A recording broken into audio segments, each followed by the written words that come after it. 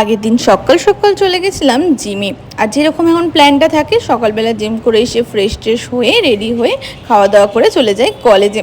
আজকেও কিন্তু সেইভাবেই এগোচ্ছিলাম, জিম করে ঠিক সময় মতন ঘরেও চলে এসেছিলাম, এসে স্নান টান করে রেডিও হয়ে নিয়েছিলাম।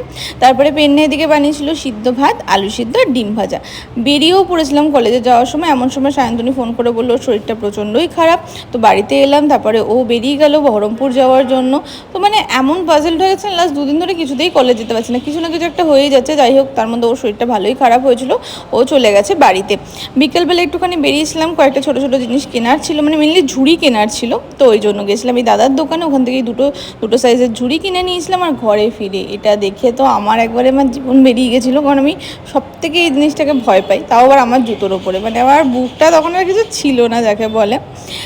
আজকে রান্না করেছিলাম হচ্ছে ফ্রাইড রাইস আর চিকেন। আর সত্যি কথা বলতে ফ্রাইড রাইসটা এত টেস্টি হয়েছিল, মানে তোমাদেরকে আমি কী বলবো। তো সবাই এখানে আমরা খেতে বসেছিলাম, আর ফ্রাইড রাইসটা একদম সিম্পলভাবে করেছে, চিকেনটা মানে প্রচণ্ড টেস্টি হয়েছিল। আজকে জমিয়ে খাওয়া দাওয়া করছি রাত্রেবেলা। যাই হোক, দেখা হচ্ছে তোমাদের সাথে আবার নেক্সট ব্লগে। টাটা, জয় বজরংবলী।